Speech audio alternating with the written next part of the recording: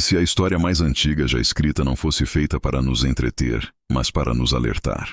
E se as tábuas de argila enterradas sob os desertos do sul do Iraque carregassem não mitologia, mas memória?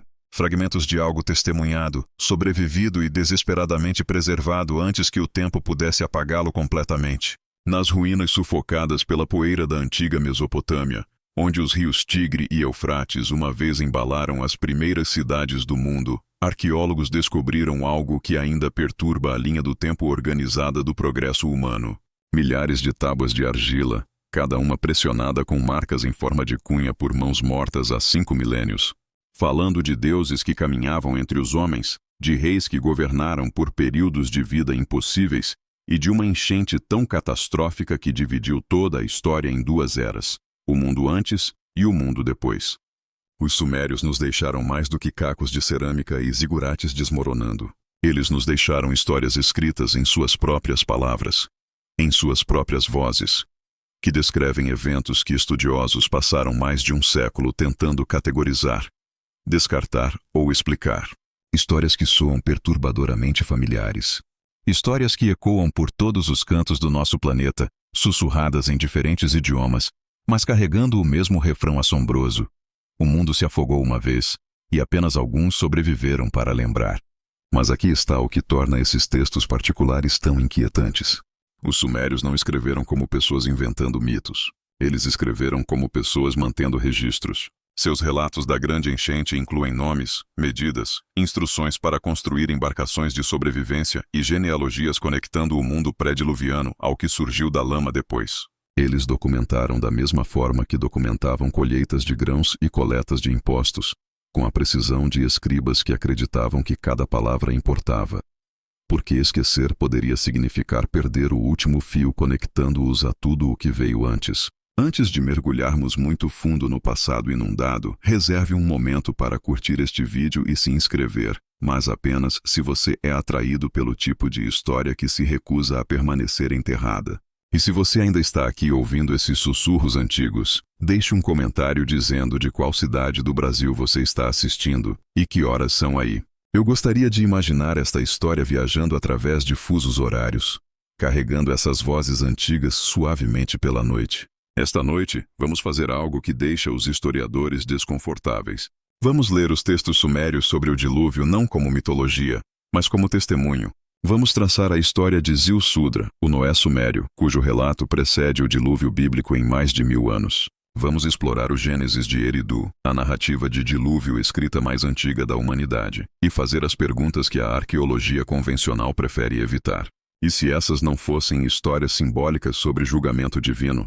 E se fossem relatos de sobrevivência transmitidos por pessoas que viram seu mundo inteiro desaparecer sob águas crescentes? Vamos examinar as evidências arqueológicas, camadas de sedimentos de enchentes encontradas nas ruínas de Uruk e outras cidades sumérias, depósitos que falam de inundação catastrófica.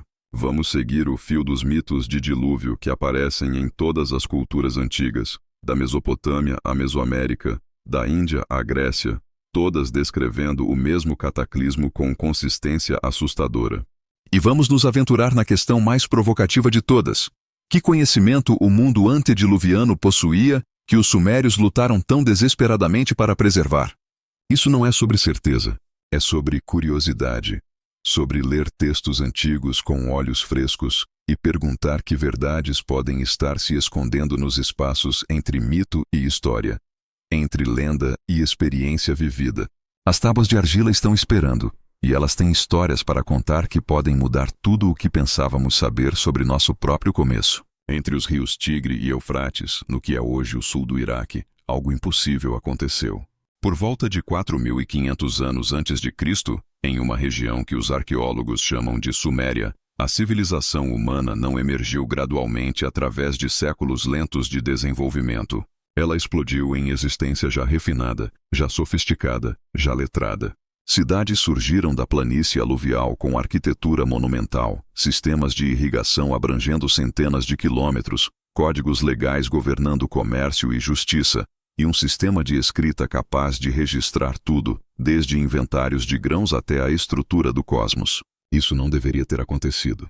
De acordo com todos os modelos de evolução cultural, As sociedades se movem incrementalmente de caçadores-coletores para agricultores sedentários, de tradição oral para pictogramas, de simples para complexo ao longo de milênios de tentativa e erro. Mas a Suméria pulou as etapas intermediárias. O registro arqueológico mostra um florescimento súbito da vida urbana, como se alguém tivesse plantado as sementes da civilização totalmente formadas e as assistido florescer em uma única geração.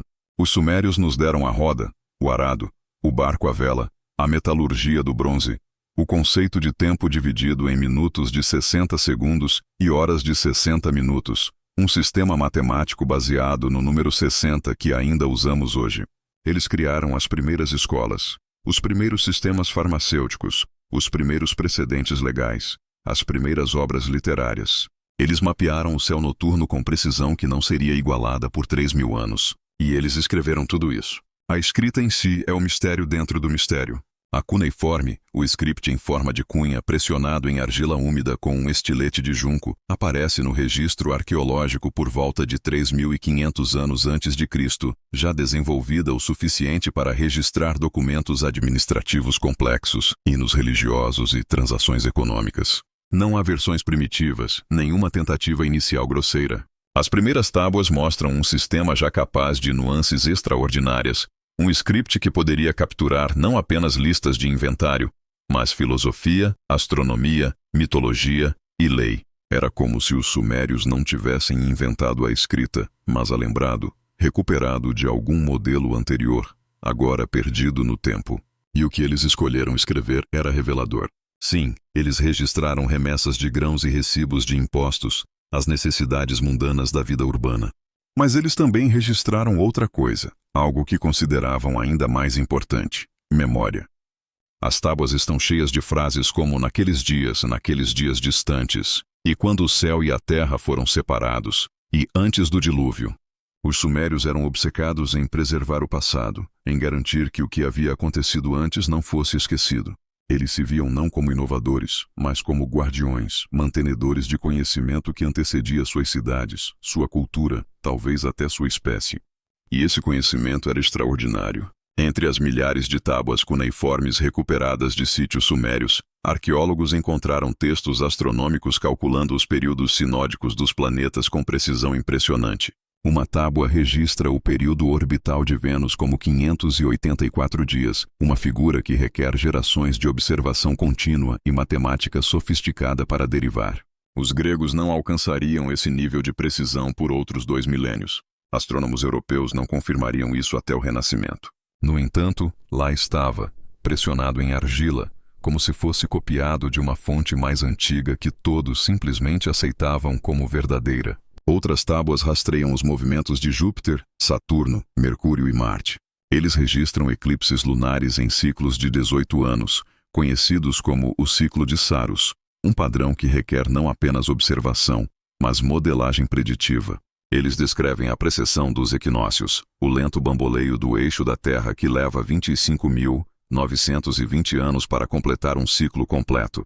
Para observar a precessão, você precisa de dados multigeracionais abrangendo séculos, transmitidos com cuidado meticuloso, preservados contra perda e corrupção. Como a primeira civilização já poderia possuir esse conhecimento? A menos que eles não fossem os primeiros. A menos que estivessem herdando registros de algo mais antigo, algo que tinha vindo antes e sido quase destruído. A matemática embutida em textos sumérios conta a mesma história estranha.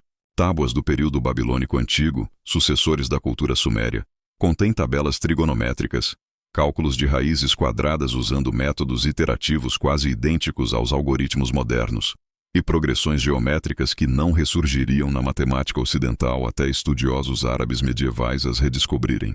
A famosa tábua Plimpton 322 contém triplas pitagóricas, conjuntos de números satisfazendo a equação a² mais b² igual a c², mais de 1000 anos antes de Pitágoras nascer. A tábua não explica o teorema. Ela o aplica, usa-o como uma ferramenta tão familiar que nenhuma instrução é necessária. O conhecimento já estava embutido, já assumido, herdado de uma fonte que os escribas não sentiram necessidade de citar. Mas não é apenas o conhecimento científico que nos assombra. É o que os sumérios escreveram sobre suas próprias origens. Entre os textos mais importantes preservados em argila estão 3 que falam diretamente do mundo antes do dilúvio: o Gênesis de Eridu, a lista de reis sumérios e a epopeia de Atrahasis. Cada um descreve um tempo de grandes cidades, civilização avançada e contato direto entre humanos e deuses, uma era dourada que terminou abruptamente em cataclismo. O Gênesis de Eridu, nomeado após a cidade mais antiga da Suméria, conta sobre a criação da humanidade, a fundação das primeiras cidades e a decisão dos deuses de destruir o mundo com um dilúvio. O texto é fragmentário, com peças faltando, mas o que resta é arrepiante em sua especificidade. Ele nomeia as cidades que existiam antes do dilúvio: Eridu, Bad-Tibira, Larak, Sipar e Shuruppak. Ele descreve um rei chamado Ziusudra, que foi avisado pelo deus Enki para construir um grande barco e preservar a semente de todos os seres vivos. Após 7 dias e 7 noites de dilúvio, Ziusudra emerge, oferece sacrifício e recebe a imortalidade dos deuses. Os próprios deuses choram pelo que fizeram, lamentando a destruição de um mundo que agora percebem que deveria ter sido salvo. Isso não é mito no sentido casual. Este é registro histórico codificado em linguagem religiosa. Os sumérios acreditavam que essas cidades haviam existido.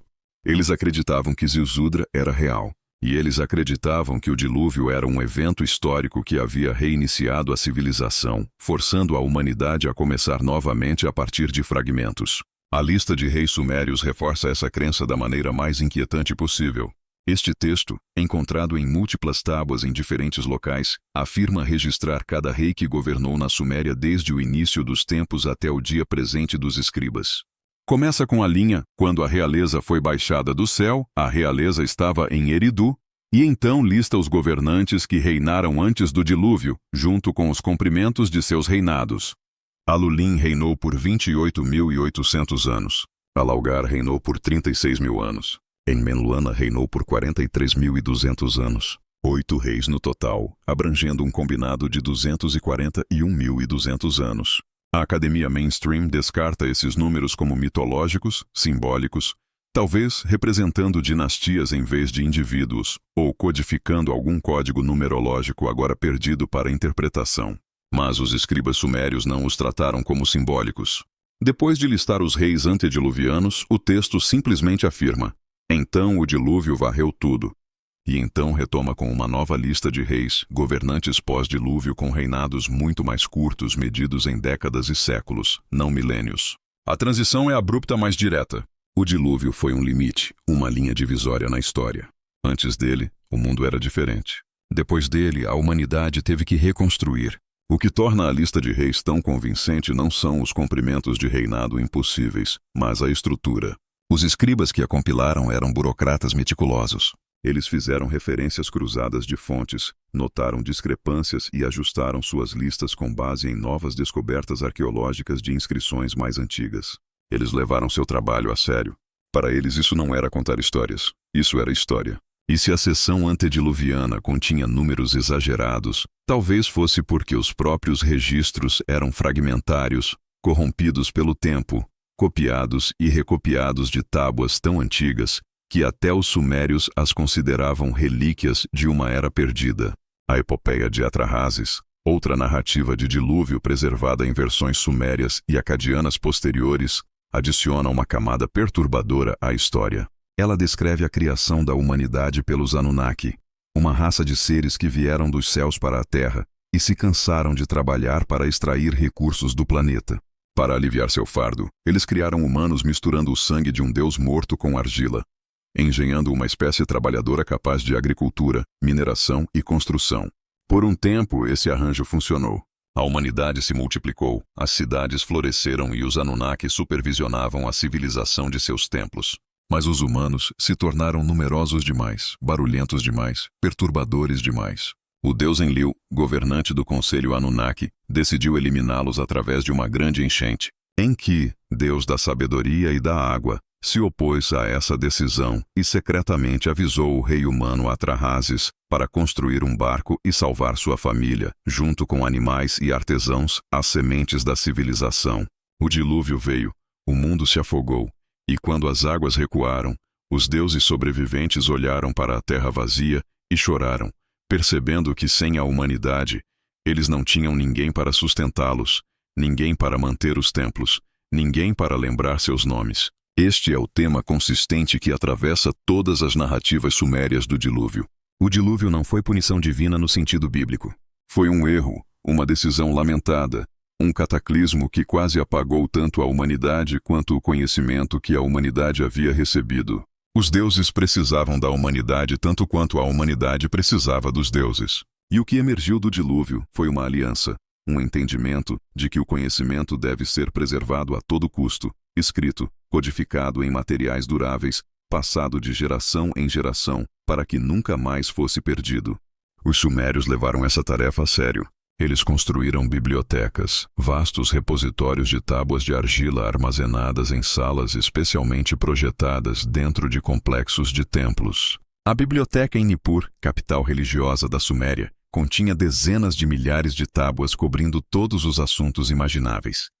Hinos, mitos, textos médicos, tabelas matemáticas, observações astronômicas, contratos legais e exercícios escolares, onde estudantes copiavam textos antigos como parte de seu treinamento.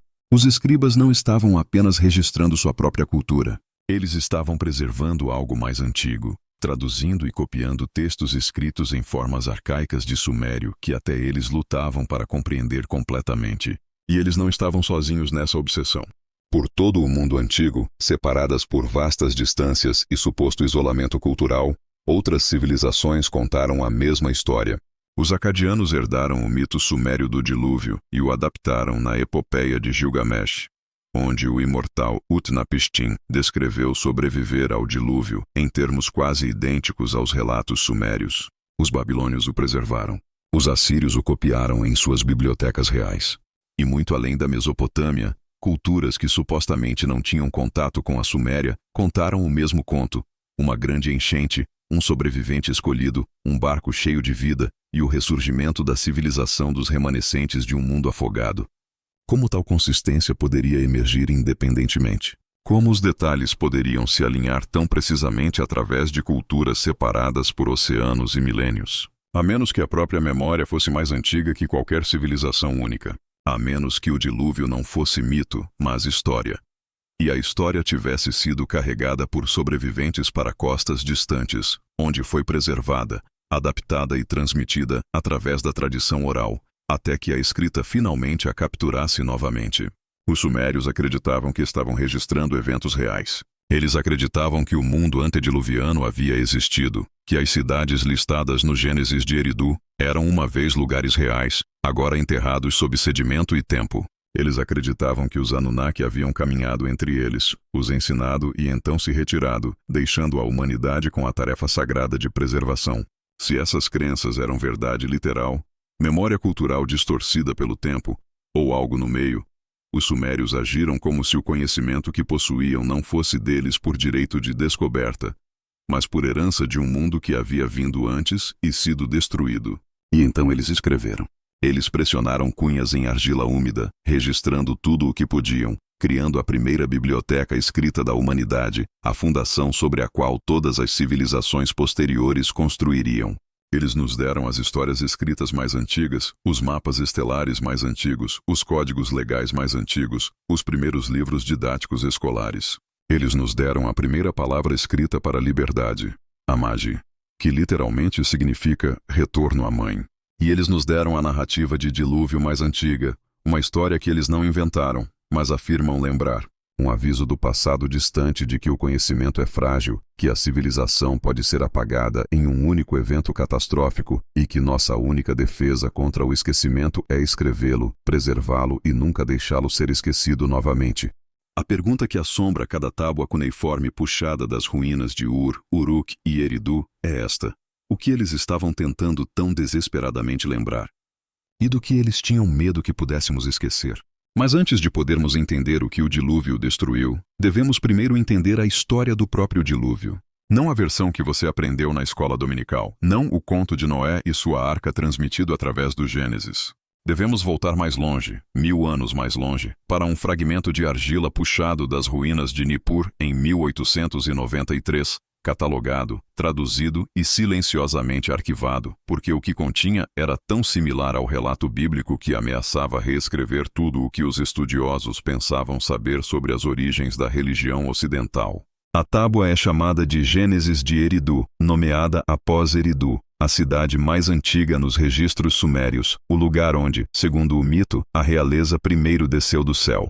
A própria tábua está quebrada, incompleta. Grandes seções estão faltando, dissolvidas de volta ao pó ou levadas por saqueadores há milênios. Mas o que resta é suficiente. Suficiente para confirmar que a história de uma grande enchente, um sobrevivente escolhido e a quase aniquilação da humanidade não foi inventada por escribas hebreus. Foi herdada, copiada, traduzida de uma fonte mais antiga, que se estende de volta a um tempo que mal podemos compreender. O Gênesis de Eridu data de aproximadamente 2.300 anos antes de Cristo. Embora a história que registra seja certamente mais antiga, transmitida oralmente por gerações antes que alguém pensasse em impressioná-la em argila. Em comparação, os primeiros relatos bíblicos do dilúvio de Noé foram escritos por volta de 1000 anos antes de Cristo, na melhor das hipóteses, durante o reinado do rei Salomão, talvez mais tarde durante o exílio babilônico. Mais de 1000 anos separam esses textos, e ainda assim a estrutura é quase idêntica, um aviso divino. Um homem justo escolhido para sobreviver. Um navio construído para dimensões específicas. Animais salvos em pares. Águas que cobrem a terra. Um pássaro enviado para procurar terra seca. E, finalmente, um sacrifício oferecido aos deuses que se arrependem do que fizeram.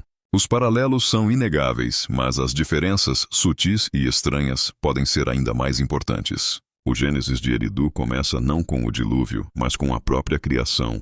No início, de acordo com a tábua, não havia cidades, agricultura ou templos. A humanidade ainda não existia. A terra era selvagem, desordenada, e os deuses, os Anunnaki, caminhavam sobre ela, buscando algo, trabalho. As tábuas descrevem um problema. O trabalho de gerenciar a terra, cavar canais, plantar campos, manter a ordem cósmica, era exaustivo. Os deuses mais jovens, os Igidi, foram encarregados desse trabalho, e eles se tornaram ressentidos. Eles trabalharam infinitamente enquanto os deuses mais velhos descansavam em seus templos. E então, de acordo com o texto, os Anunnaki tomaram uma decisão.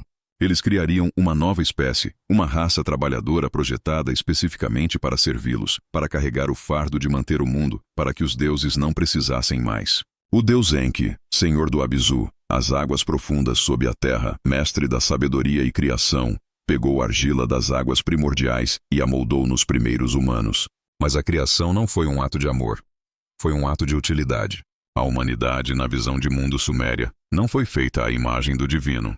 Fomos feitos para servir ao divino. Éramos ferramentas, dotadas de inteligência e linguagem para que pudéssemos seguir instruções, abençoadas com reprodução para que pudéssemos nos multiplicar e sustentar a força de trabalho através das gerações. Os deuses não nos criaram para a companhia. Eles nos criaram para que pudessem descansar. E por um tempo funcionou. A humanidade se multiplicou. Cidades surgiram, campos foram plantados, canais foram cavados. Os templos se encheram de oferendas, e os deuses ficaram satisfeitos.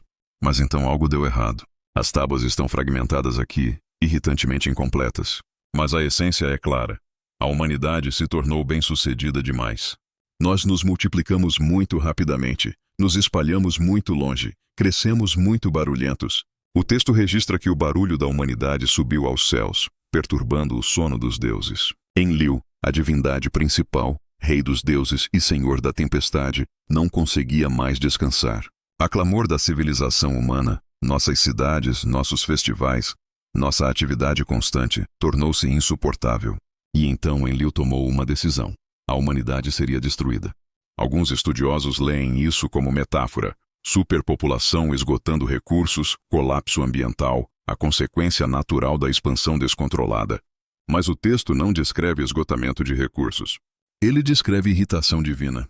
Os deuses estavam perturbados, não ameaçados, não em perigo, simplesmente irritados. E por isso, toda a espécie deveria ser apagada. A menos, é claro, que houvesse outra coisa. Algo que as tábuas insinuam, mas nunca explicam completamente. Os deuses estavam realmente zangados com o barulho, ou a humanidade havia feito algo mais. Havíamos aprendido demais, crescido independentes demais, começado a questionar nosso papel como servos. O texto é silencioso sobre isso, mas é um silêncio que ecoa. Porque em outros mitos sumérios, o crime da humanidade não é barulho. É conhecimento. É o roubo dos os códigos divinos da civilização. É o cruzamento de fronteiras que deveriam permanecer fixas. Qualquer que fosse a razão, a decisão de Enlil foi final. Ele enviaria um dilúvio, não uma inundação sazonal, não um rio transbordando suas margens, mas um dilúvio que cobriria a terra, afogaria as cidades e varreria a humanidade de volta à argila de onde viemos. Os outros deuses concordaram, ou a maioria deles, mas um não concordou. Enki, o Deus que havia moldado a humanidade das águas profundas, que nos havia dado linguagem e pensamento, recusou-se a deixar sua criação ser destruída. Ele não podia desafiar Enlil abertamente.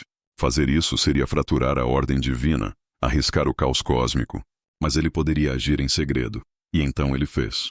O Gênesis de Eridu descreve a rebelião de Enki em linguagem que é silenciosa, quase conspiratória. Ele não apareceu para seu sobrevivente escolhido diretamente. Em vez disso, ele falou através de uma parede. O texto registra esse detalhe estranho sem elaboração, como se fosse a coisa mais natural do mundo. Enki foi à casa de Ziusudra, um rei de Shuruppak, uma cidade que uma vez ficava ao longo do Eufrates, e ele falou com a parede da casa de Ziusudra, avisando-o do que estava por vir. O dilúvio está chegando, disse a voz. Construa um barco. Cele-o com betume. Carregue-o com a semente de todos os seres vivos. Salve-se, salve sua família, salve o que pode ser salvo. Por que uma parede? Por que não aparecer diretamente? Alguns estudiosos sugerem que era uma brecha legal, uma forma de Enki alegar que ele não havia tecnicamente violado o decreto de Enlil. Ele não avisou um humano. Ele falou com uma estrutura. O que o humano ouviu por acaso não era sua responsabilidade. Outros interpretam mais literalmente. Talvez Enki não pudesse se manifestar completamente no mundo físico. Ou talvez falar através de uma parede fosse uma maneira de esconder sua presença dos outros deuses. Ou talvez, mais estranho ainda, a própria parede fosse algum tipo de dispositivo, um meio através do qual a comunicação divina poderia ser transmitida sem contato direto. O texto não explica. Ele simplesmente registra.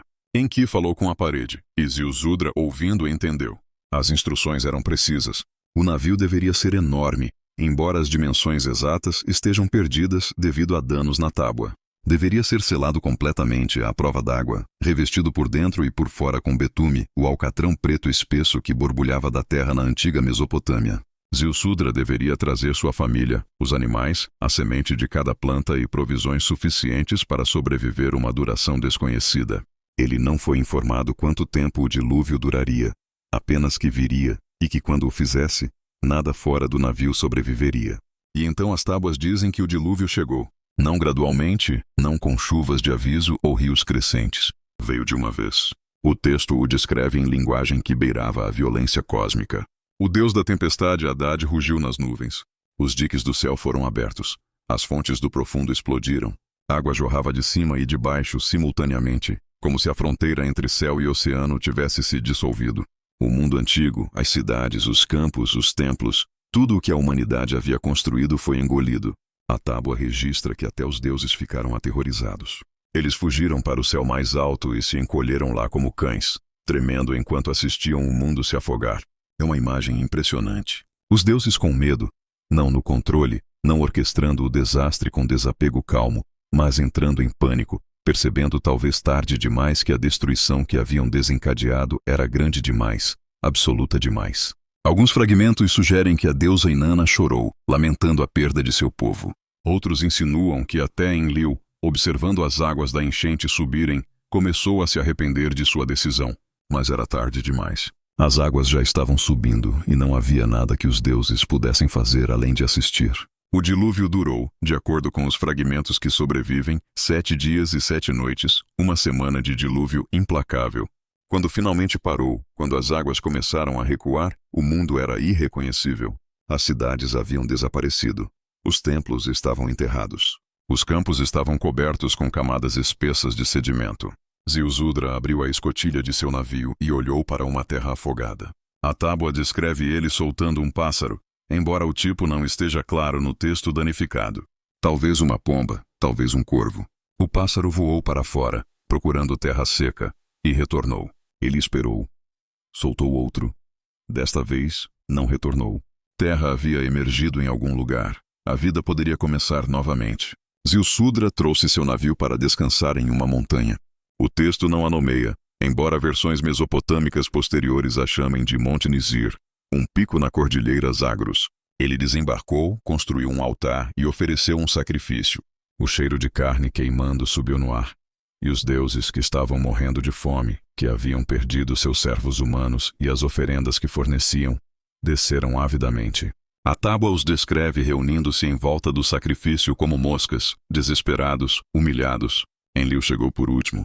E quando viu Ziusudra vivo, de pé ao lado de sua família e os animais que havia salvado, a raiva de Enlil se acendeu novamente. Alguém o havia desafiado. Alguém havia avisado o humano, mas Enki deu um passo à frente. Ele confessou. Ou talvez ele se gabou. O texto é ambíguo. Ele não pediu desculpas. Em vez disso, ele argumentou.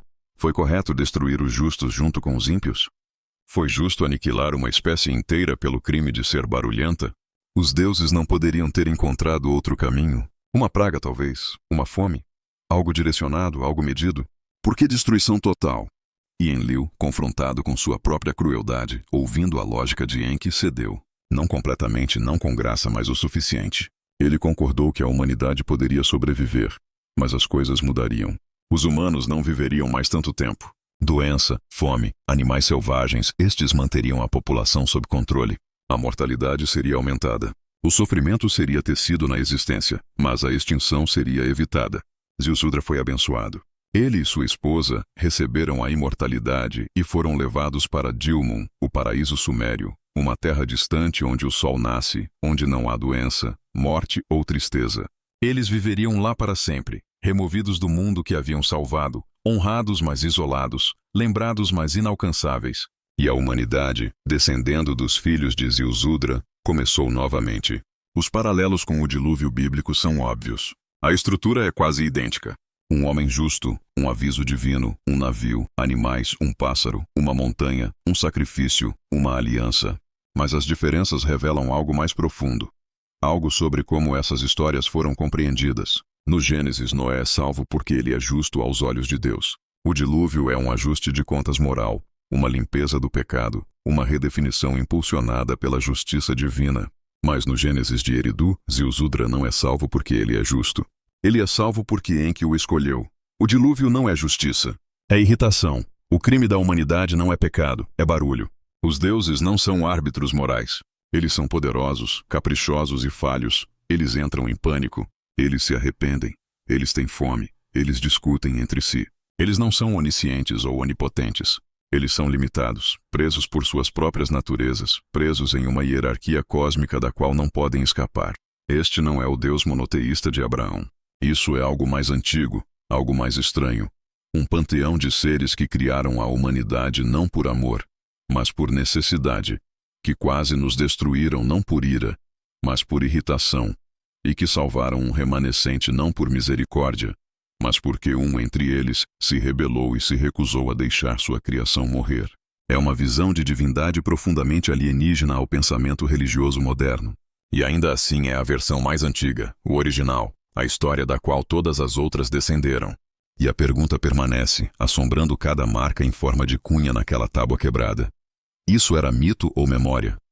Os sumérios inventaram essa história para explicar as camadas de sedimentos sob suas cidades? Ou estavam registrando algo que realmente aconteceu, preservando um testemunho transmitido de sobreviventes que viveram através de um cataclismo tão vasto que parecia o fim do mundo? Porque aqui está a verdade desconfortável.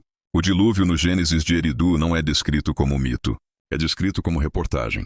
Os detalhes são específicos. A geografia é real.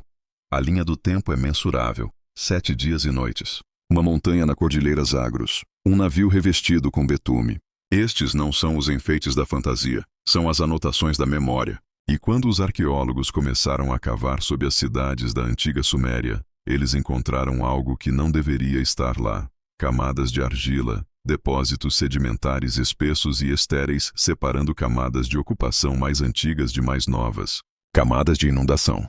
Evidência física de que em algum ponto do passado profundo, as cidades da Mesopotâmia haviam sido afogadas, não uma vez, mas várias vezes, como se a própria terra estivesse confirmando o que as tábuas vinham dizendo o tempo todo. O dilúvio era real, aconteceu. E alguém sobreviveu para contar a história. Mas o que foi perdido sob essas águas? Que tipo de mundo existia antes do dilúvio? E se o dilúvio realmente aconteceu, se Ziusudra e seu navio realmente existiram, então o que mais nesses textos antigos pode ser verdade? A lista de reis sumérios não começa com a história como a entendemos. Começa com impossibilidade. Antes do dilúvio, as tábuas nos dizem, havia cidades. Não assentamentos primitivos, não aldeias de tijolos de barro agarradas às margens dos rios, mas centros urbanos organizados com templos, palácios e sistemas administrativos. 7 cidades no total: Eridu, Bad-Tibira, Larak, Sipar e Churupak. Cada uma governada por reis cujo reinado se estendia não por décadas, mas por milênios. Alulim, o primeiro rei de Eridu, reinou por 28.800 anos. Seu sucessor Alaugar por 36.000 anos. Enmeluana de Bad-Tibira reinou por 43.200 anos. Os números continuam, absurdos e precisos, até que o dilúvio varre tudo. 8 reis, 10 reis, dependendo de qual versão da lista você lê. Juntos, eles governaram por um total combinado de mais de 240.000 anos. Estudiosos mainstream descartam essas figuras como inflação mitológica. Os comprimentos de reinado, eles argumentam, são simbólicos, refletindo a importância sagrada desses governantes antediluvianos, não sua vida útil real. Talvez os números representem dinastias em vez de indivíduos. Talvez sejam metáforas para eras de estabilidade ou favor divino. Talvez sejam simplesmente fantasia. E ainda assim os sumérios não trataram esses números como fantasia. Eles os copiaram meticulosamente, geração após geração, preservando as figuras exatas através de múltiplas versões da lista de reis. Eles mantiveram registros separados para governantes antediluvianos e pós-diluvianos, como se reconhecessem uma linha divisória clara na história. Antes do dilúvio, o tempo funcionava de maneira diferente. A humanidade funcionava de maneira diferente. E o próprio mundo era algo diferente do que veio depois. Então, que tipo de mundo era? De acordo com os fragmentos que sobrevivem, o mundo antediluviano não era primitivo. Era avançado, organizado, governado por princípios que mais tarde seriam perdidos e apenas lentamente recuperados. Os textos descrevem agricultura que não era cultivo de subsistência, mas cultivo sistematizado. O grão era medido, registrado, distribuído através de complexos de templos que funcionavam tanto como centros religiosos quanto como centros administrativos. Canais de irrigação, essas linhas de vida da civilização mesopotâmica, já existiam. O conhecimento de como desviar rios, controlar inundações e canalizar água através de planícies áridas já estava no lugar. Não se desenvolvendo, já operacional. A metalurgia também aparece no mundo pré-diluviano. O bronze é mencionado. Ferramentas e armas forjadas com uma compreensão de proporções de liga que não deveria existir ainda. A arquitetura se ergue em forma monumental. Templos construídos com precisão geométrica, suas fundações alinhadas a eventos celestiais. Os sumérios não descreveram seus ancestrais como aprendendo essas habilidades. Eles os descreveram como possuindo-as, como se o conhecimento tivesse sido entregue completo, totalmente formado de uma fonte que os textos nomeiam repetidamente. Os Anunnaki, aqueles que do céu à terra vieram. A frase aparece com tanta frequência na literatura suméria que se torna quase litúrgica. Um refrão tecido através de mitos de criação, listas de reis, hinos de templos e códigos legais. Os Anunnaki não eram abstrações distantes. Eles eram participantes ativos no mundo antes do dilúvio. Eles caminhavam entre humanos. Eles ensinavam, comandavam, construíam e governavam. E de acordo com as tábuas, eles eram a razão pela qual a humanidade existia. A criação da humanidade, como descrita em textos como a Epopeia de Atrahasis e o Enuma Elish, não foi um ato de amor. Foi um ato de necessidade. Os Anunnaki, trabalhando nas profundezas da Terra para minerar minerais preciosos e manter a infraestrutura de seu mundo, ficaram cansados. O trabalho era interminável, as condições insuportáveis. E então eles se rebelaram. Os deuses mais jovens, os Ididi, jogaram suas ferramentas e se recusaram a continuar. Enlil, o chefe do conselho Anunnaki, estava preparado para destruí-los. Mas Enki, sempre o esperto, propôs uma alternativa: criar um novo ser. Uma criatura capaz de trabalho, inteligente o suficiente para seguir comandos, mas limitada o suficiente para permanecer subserviente. Um trabalhador, um servo, humanidade. O método descrito nos textos é perturbadoramente preciso. Enki e a deusa do nascimento Nintu, também chamada Ninhursag, pegam argila do Abzu, as águas primordiais sob a terra. Mas a argila sozinha não é suficiente. Eles a misturam com o sangue de um deus morto, o Eilu, uma divindade sacrificada especificamente para esse propósito. Sua essência divina, seu Mi, é misturada com matéria terrena. O resultado é Adamu, não Adão no sentido bíblico, embora o eco linguístico seja inevitável. Adamo significa um da terra, ou um feito de argila, o primeiro humano, o protótipo. E uma vez que o design prova ser bem-sucedido, Nintu cria mais. 7 machos, 7 fêmeas, os modelos dos quais toda a humanidade descende. Isso não foi um presente, foi engenharia. A humanidade, de acordo com os sumérios, foi projetada. Não nascemos do amor divino ou acidente cósmico. Fomos fabricados para servir, para carregar os fardos que os Anunnaki não desejavam mais suportar. Nosso propósito era trabalho, nosso valor era utilidade. E ainda assim, dentro dessa origem sombria, algo inesperado emergiu. Consciência, linguagem, criatividade, a capacidade não apenas de obedecer, mas de lembrar, de questionar, de preservar. Talvez seja por isso que os textos também descrevem outra coisa, algo que os Anunnaki não haviam planejado, a mistura de linhagens sanguíneas. Em tábuas fragmentárias e referências passageiras, os registros sumérios insinuam uniões entre os Anunnaki e mulheres humanas. A prole dessas uniões recebia vários nomes, dependendo do texto.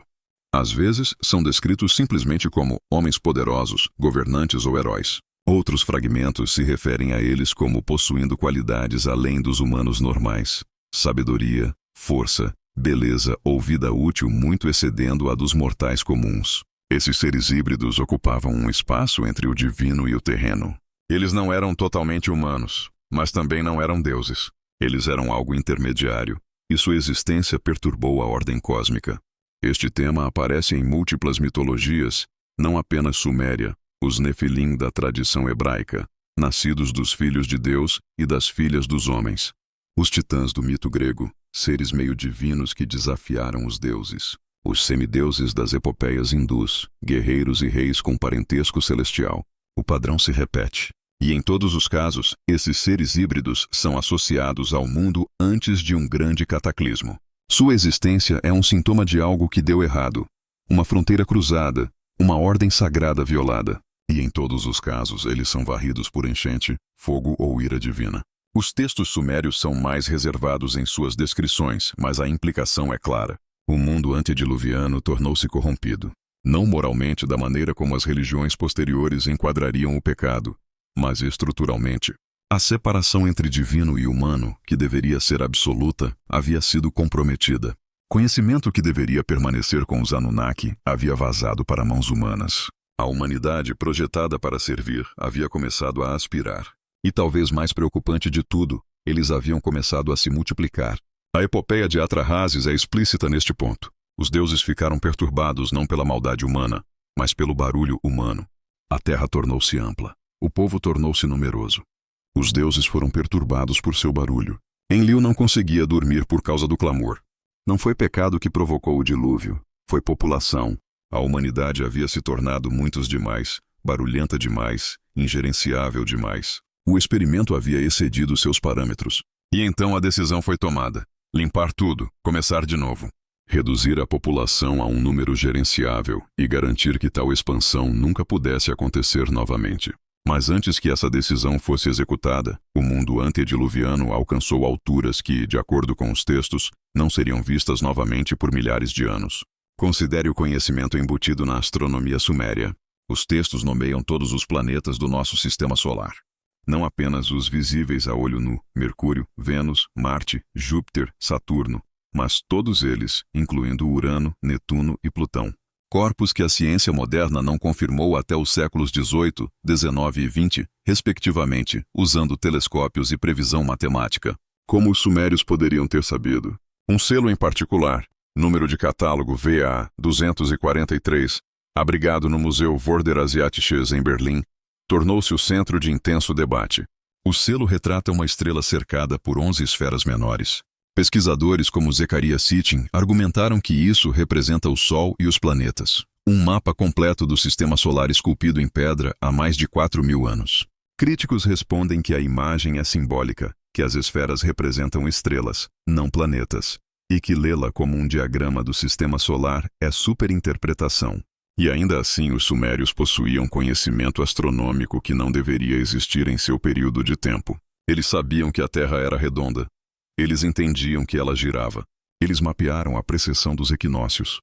Aquele lento bamboleio do eixo da Terra que requer 26.000 anos para completar um ciclo completo.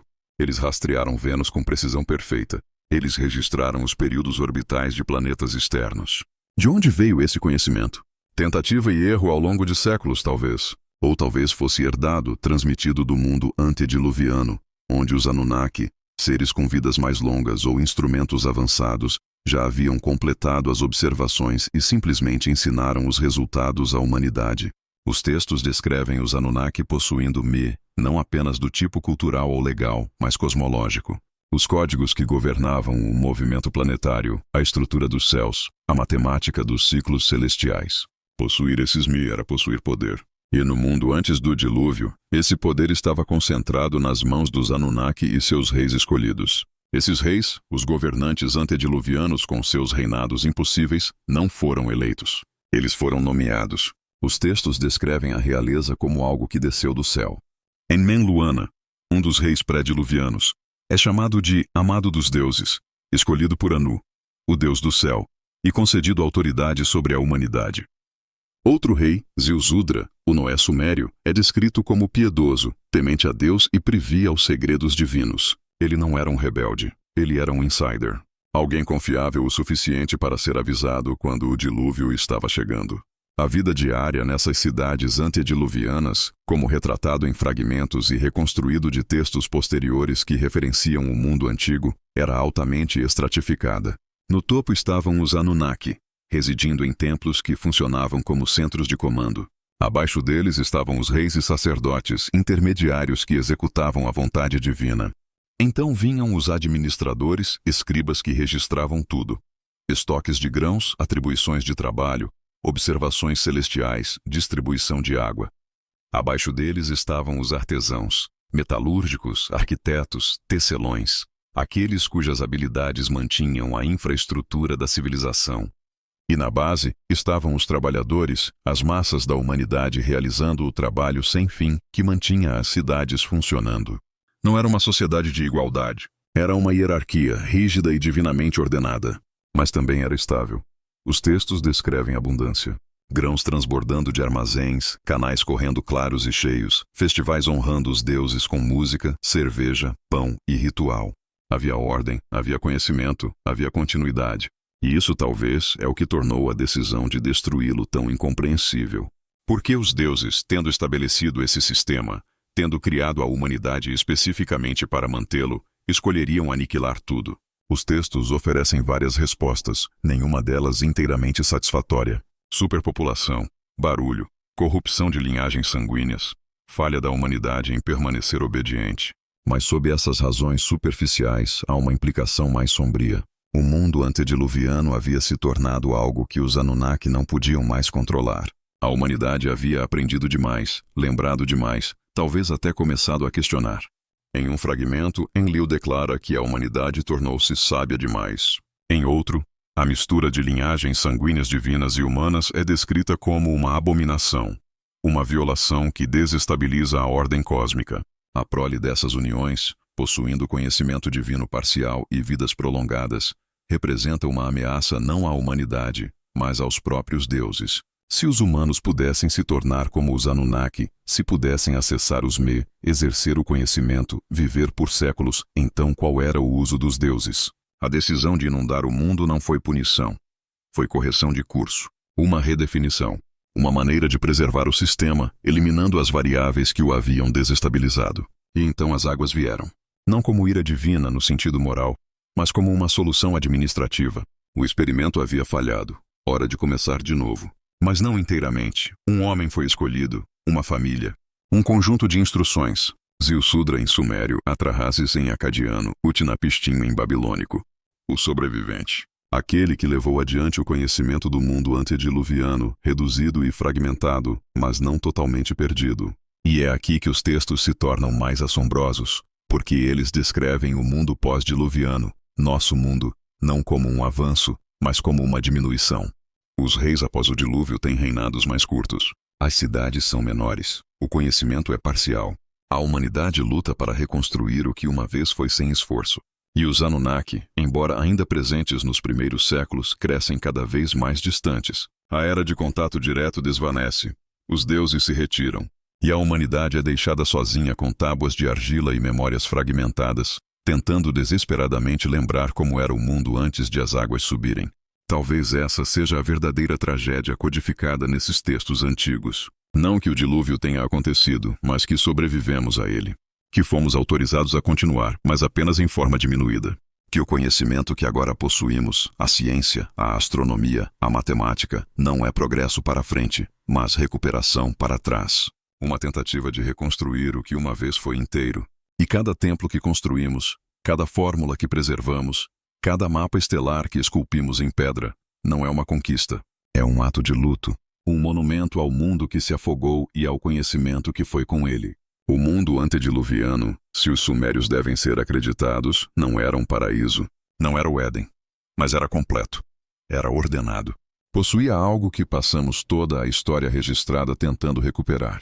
E talvez o mistério mais profundo não seja se existiu, mas se algum dia recuperaremos o que foi perdido quando as águas finalmente recuaram e a lama secou sob um céu silencioso.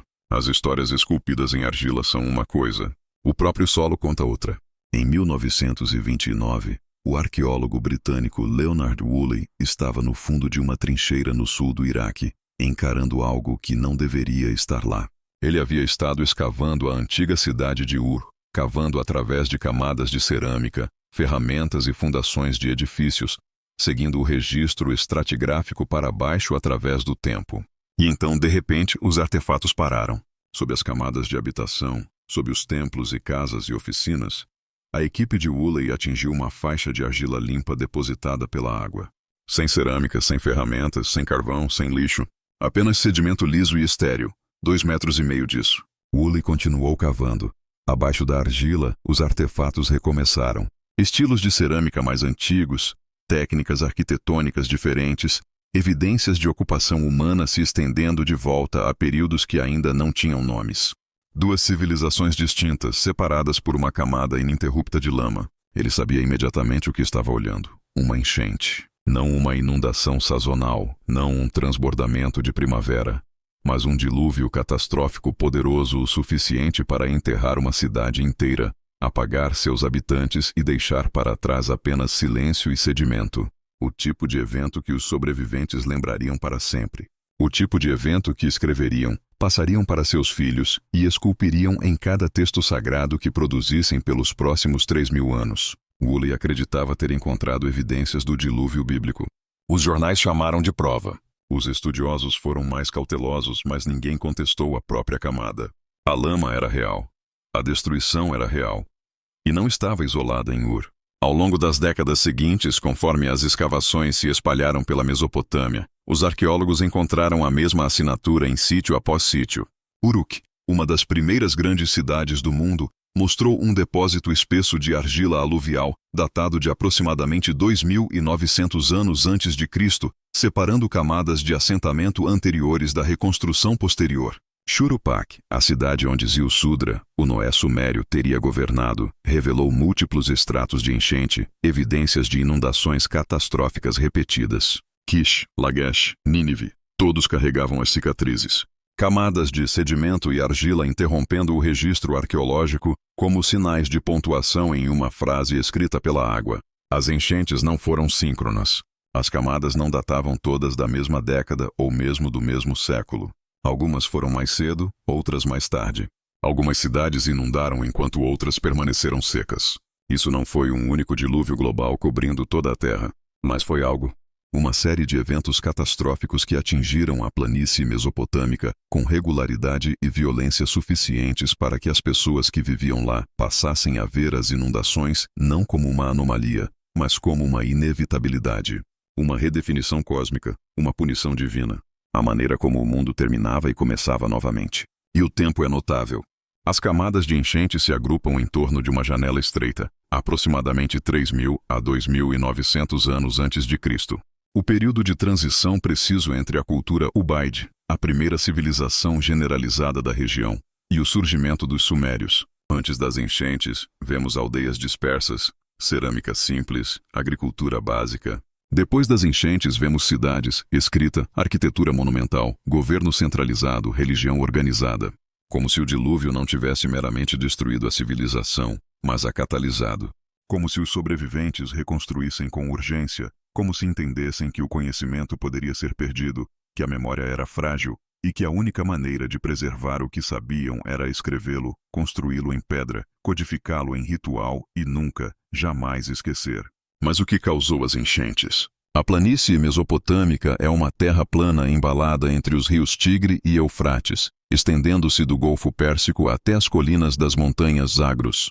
É uma das regiões mais propensas a inundações da terra. Chuvas sazonais, derretimento de neve das montanhas e as ondas imprevisíveis dos rios sempre tornaram a vida aqui precária. Mesmo um aumento modesto nos níveis de água poderia transformar a planície em um mar raso, afogando aldeias, destruindo colheitas e deslocando populações. Para as pessoas que viviam lá, tal evento pareceria apocalíptico. Total. O fim do mundo. A geologia moderna confirma isso. Amostras de núcleo tiradas da região mostram evidências de eventos de deposição de sedimentos maciços, consistentes com inundações catastróficas.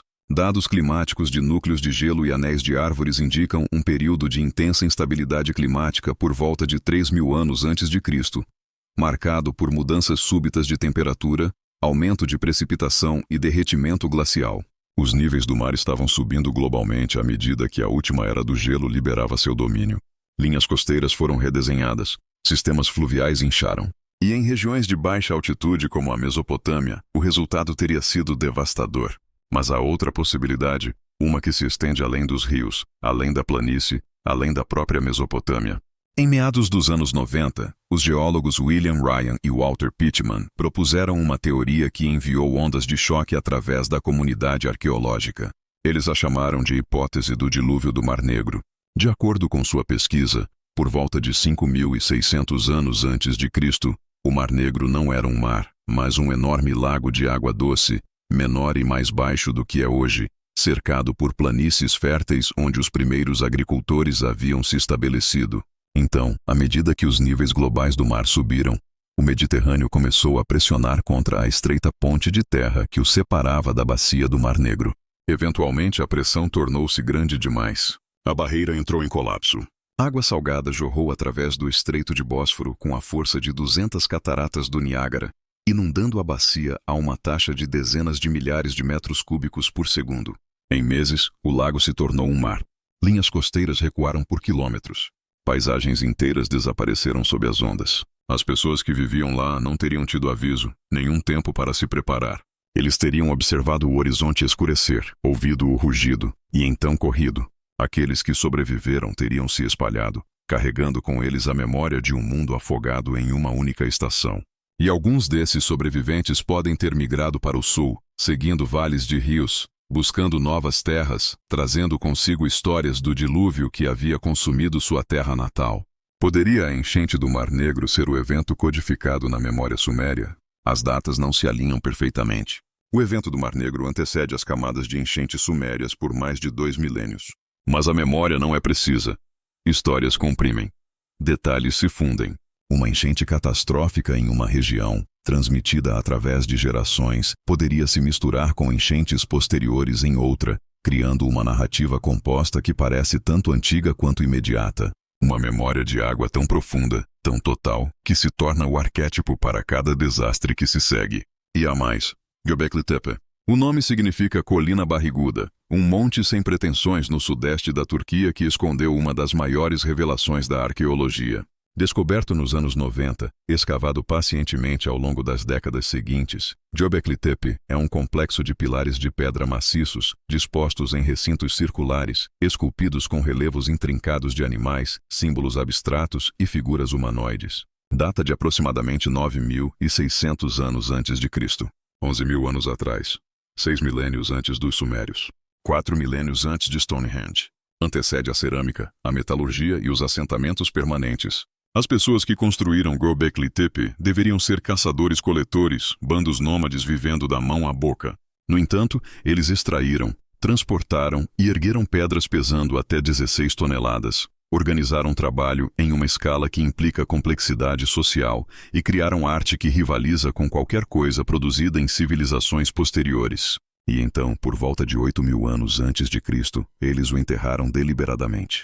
O sítio inteiro foi preenchido com entulho e solo, preservado sob a terra como uma cápsula do tempo. Por quê? Ninguém sabe. Alguns sugerem que foi um fechamento ritual, uma maneira de selar o sagrado. Outros propõem que foi escondido, protegido de alguma ameaça, preservado para uma geração futura redescobrir.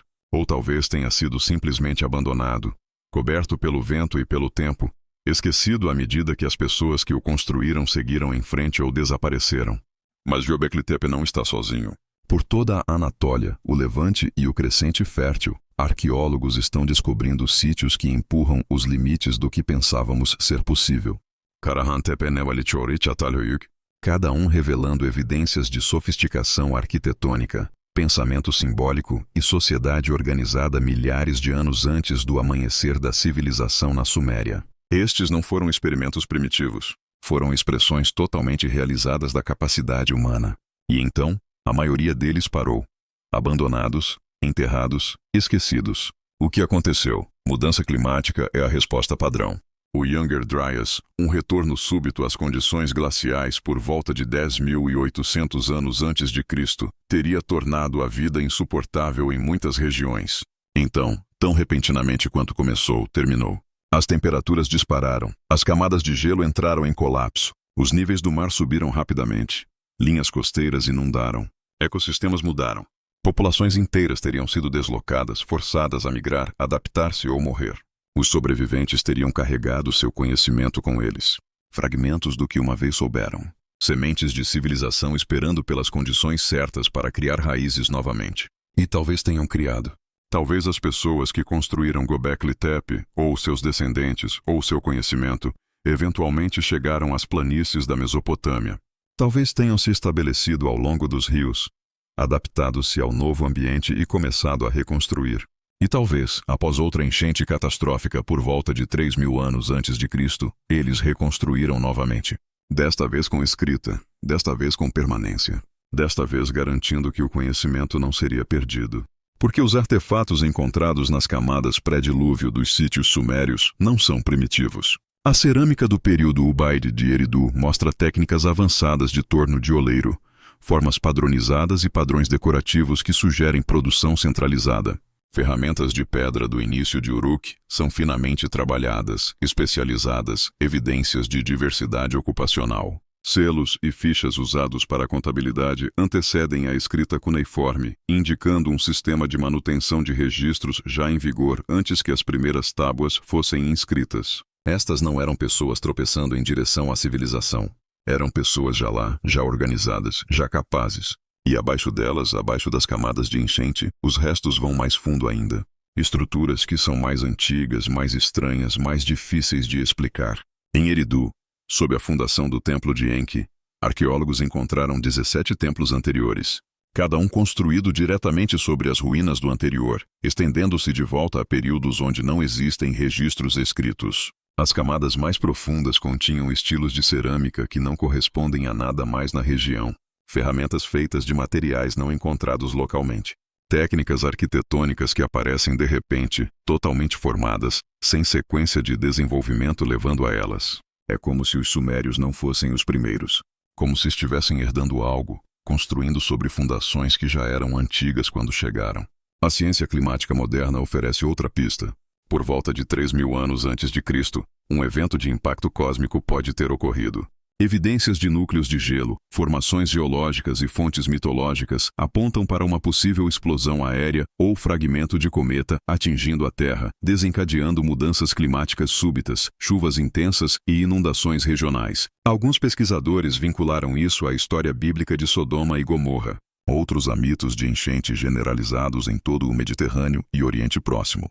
A evidência é fragmentária, contestada, mas tentadora. E se a enchente suméria não fosse apenas um transbordamento de rio, mas o resultado de algo muito mais dramático? Um evento celestial que trouxe fogo e água juntos, derretendo geleiras, elevando mares e remodelando o mundo em questão de anos?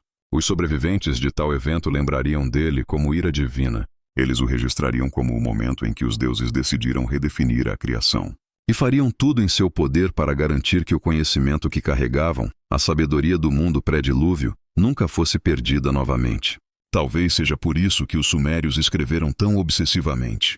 Porque registraram tudo: mapas estelares, fórmulas médicas, códigos legais, hinos, listas de reis, histórias de enchentes. Porque eles entendiam, de uma maneira que esquecemos, que a civilização é frágil, que o conhecimento pode desaparecer em uma única geração se não for preservado, que a linha entre ordem e caos é tão fina quanto a argila sob seus pés. A lama conta a história. As cidades enterradas sob ela se lembram. E em algum lugar nas camadas ainda não escavadas, ainda esperando sob as areias do Iraque e as colinas da Turquia e os pisos do Golfo Pérsico, há mais respostas, mais evidências do que veio antes, mais fragmentos do mundo que se afogou. A enchente era real.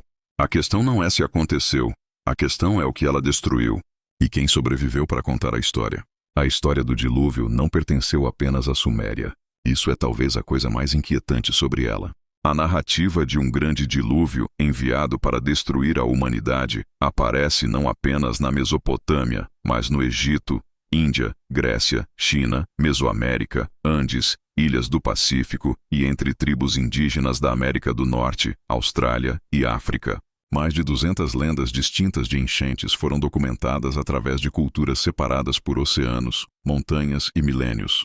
Culturas sem contato conhecido, sem língua compartilhada, sem rotas comerciais. E ainda assim as histórias ecoam umas às outras, com uma consistência que se recusa a ser descartada como coincidência.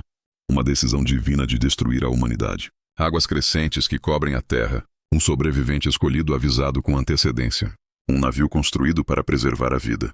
Animais levados a bordo em pares ou grupos. Um pássaro enviado para testar por terra seca.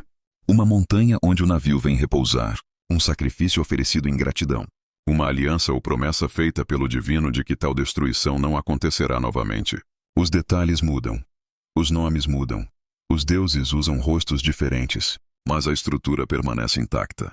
Como o esqueleto de algo enorme enterrado sob a superfície da memória humana, revelando-se em fragmentos onde quer que você cave. O paralelo mais famoso também é o mais próximo. A epopeia de Gilgamesh, esculpida em tábuas acadianas por volta de 2100 anos antes de Cristo, preserva uma narrativa de dilúvio que espelha o relato sumério tão precisamente que só pode ser uma recontagem posterior do mesmo evento. Nesta versão, o sobrevivente é chamado Utnapishtim, e a história é contada como um flashback dentro da epopeia maior. Gilgamesh, buscando imortalidade após a morte de seu amigo Enkidu, viaja até o fim do mundo para encontrar o único humano que escapou da morte. Utnapishtim, o homem que sobreviveu ao dilúvio. Utnapishtim conta a Gilgamesh que os deuses, perturbados pelo barulho e superpopulação da humanidade, decidiram enviar um dilúvio. Mas Ea, o deus da sabedoria, equivalente ao sumério Enki, sussurrou um aviso através das paredes de junco da casa de Utnapishtim. Construa um barco, Ea ordenou. Cele-o com betume. Leve a bordo a semente de todos os seres vivos. Utnapishtim obedeceu. Ele construiu um navio maciço de 6 andares de altura, com dimensões iguais em todos os lados. Um cubo flutuando nas águas da aniquilação. Quando as chuvas vieram, duraram 6 dias e 6 noites. A tempestade foi tão feroz que até os deuses se encolheram de medo, retirando-se para os céus mais altos, tremendo como cães diante do que haviam desencadeado. Quando as águas baixaram, o barco veio repousar no Monte Nimush. Utnapishtim soltou uma pomba. Ela não encontrou lugar para pousar e retornou. Ele soltou uma andorinha. Ela também retornou. Finalmente ele soltou um corvo, e ele não voltou. A terra estava seca. Utnapishtim emergiu, construiu um altar e ofereceu sacrifício. Os deuses, sentindo o cheiro doce, se reuniram como moscas, percebendo tarde demais que quase haviam destruído os próprios seres que os adoravam. Ea repreendeu os deuses por sua imprudência, e Enlil, a divindade principal que havia ordenado o dilúvio, concedeu a Utnapishtim e sua esposa a imortalidade como compensação. Eles foram levados para habitar na foz dos rios, além do alcance da morte, os últimos sobreviventes do mundo antes. Os paralelos com o relato bíblico são inegáveis. Gênesis capítulos 6 a 9 contam a história de Noé, um homem justo em uma geração corrupta, escolhido por Deus para sobreviver a um dilúvio que limparia a terra. Deus ordena a Noé construir uma arca, especificando suas dimensões: 300 côvados de comprimento, 50 côvados de largura, 30 côvados de altura. 3 andares, uma porta na lateral, selada com piche. Noé é instruído a levar a bordo sua família e pares de cada criatura viva. 7 pares de animais limpos, 2 dos impuros. A chuva cai por 40 dias e 40 noites. As águas cobrem a terra por 150 dias. A arca vem repousar nas montanhas de Ararat. Noé solta um corvo, depois uma pomba, depois outra pomba, que retorna com um ramo de oliveira. A terra está seca. Noé constrói um altar e oferece holocaustos. Deus sente o aroma agradável e promete nunca mais amaldiçoar o solo ou destruir todas as criaturas vivas. Um arco-íris é colocado no céu como uma aliança, um sinal de que as águas não retornarão. Por séculos, estudiosos assumiram que o relato bíblico era o original, que Moisés o havia recebido por revelação divina. Mas em 1872, George Smith, um arqueólogo britânico trabalhando no porão do Museu Britânico, decifrou um fragmento de tábua que destruiu essa suposição. Era parte da epopeia de Gilgamesh e descrevia um dilúvio quase idêntico ao de Noé. A tábua antecedeu o texto bíblico em pelo menos 1000 anos. As implicações foram imediatas e inevitáveis. O relato do Gênesis não era único.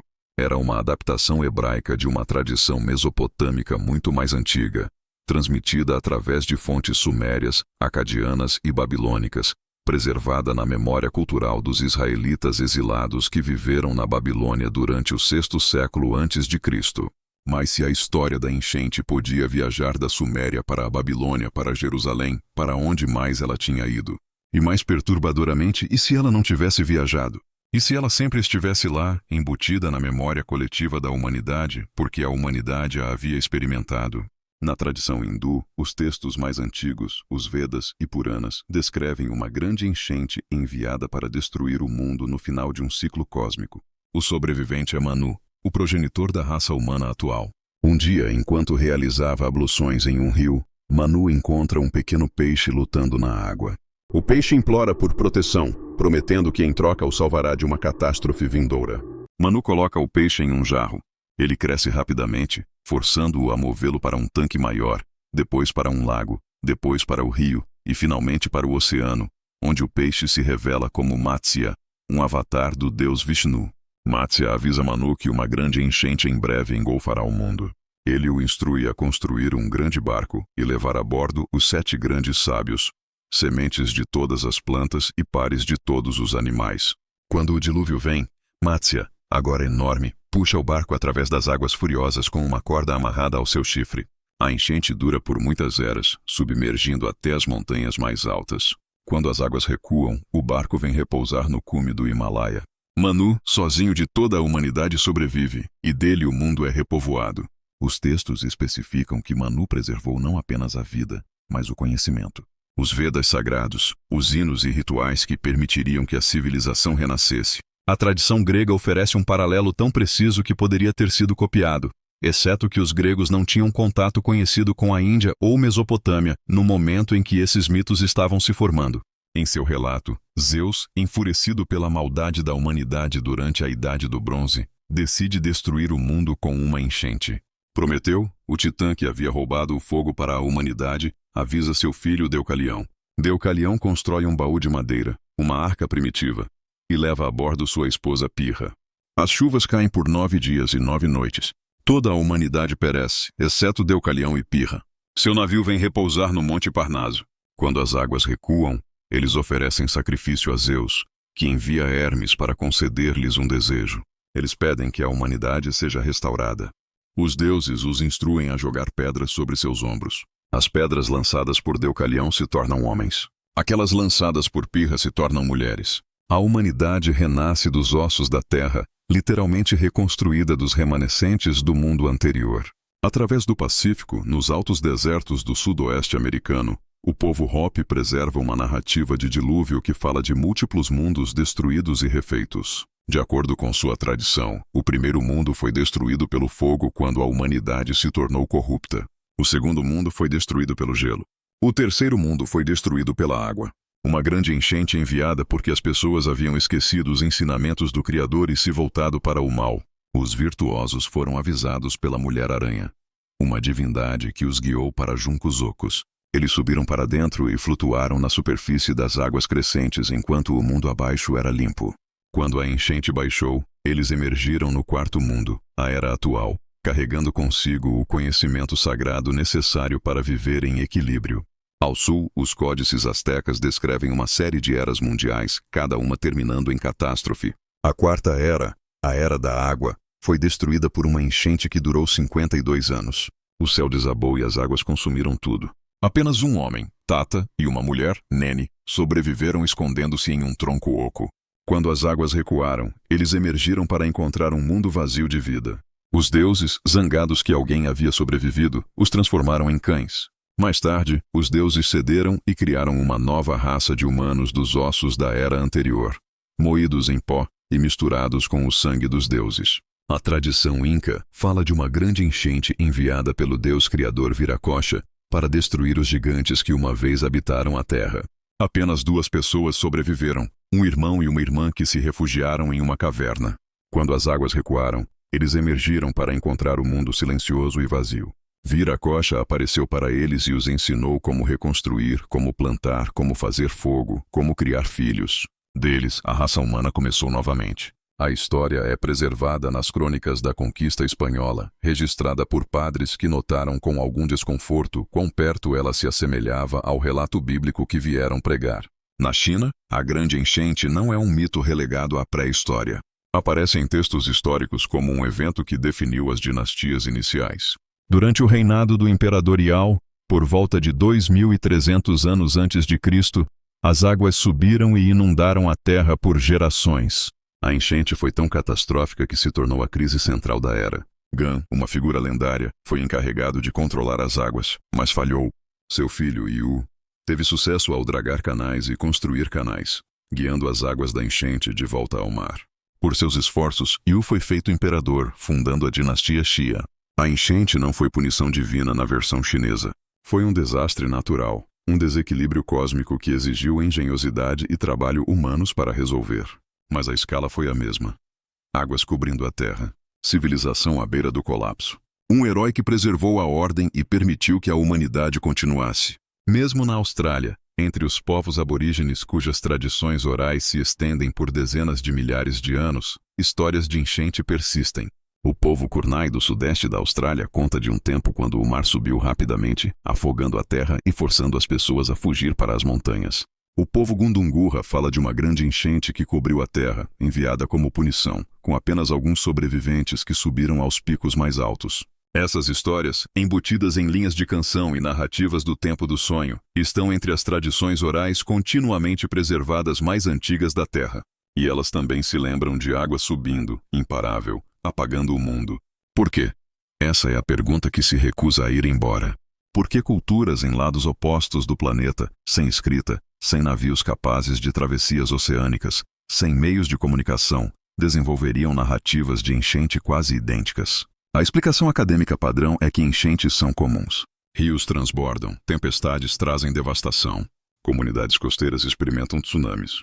Toda cultura eventualmente enfrentará uma enchente catastrófica e cada uma preservará a memória em mito.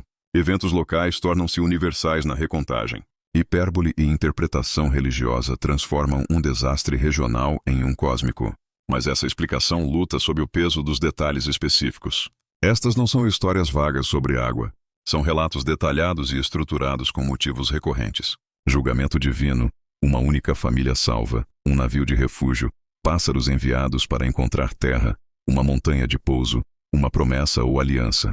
Se cada cultura estivesse independentemente mitologizando enchentes locais, esperaríamos diversidade caótica, detalhes completamente diferentes, refletindo diferentes geografias e teologias. Em vez disso, encontramos uniformidade. Encontramos a mesma história reescrita em diferentes idiomas, adaptada a diferentes deuses, mas preservando a mesma verdade essencial. Alguns pesquisadores sugerem uma fonte ancestral comum, um mito de enchente proto-indo-europeu ou ainda mais antigo, carregado por populações migrantes à medida que se espalharam pelo globo. A história poderia ter viajado com humanos à medida que deixaram a África, cruzaram para o Oriente Médio, mudaram-se para a Europa, Ásia e, eventualmente, através da ponte de terra de Bering para as Américas. Um evento original lembrado e recontado, divergindo ao longo de milênios, mas nunca perdendo inteiramente sua forma. Isso explicaria a consistência. Mas levanta outra questão. Se a história da enchente é tão antiga, antiga o suficiente para anteceder a dispersão das populações humanas, então ela antecede a própria civilização. Antecede a escrita, agricultura, cidades. Que tipo de enchente poderia ter sido tão catastrófica, tão universalmente traumática, que humanos pré-civilizados carregaram sua memória por dezenas de milhares de anos?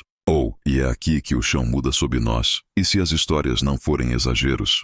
E se não forem memórias mitologizadas de enchentes locais? E se forem registros fragmentados, culturalmente adaptados, de um único evento global?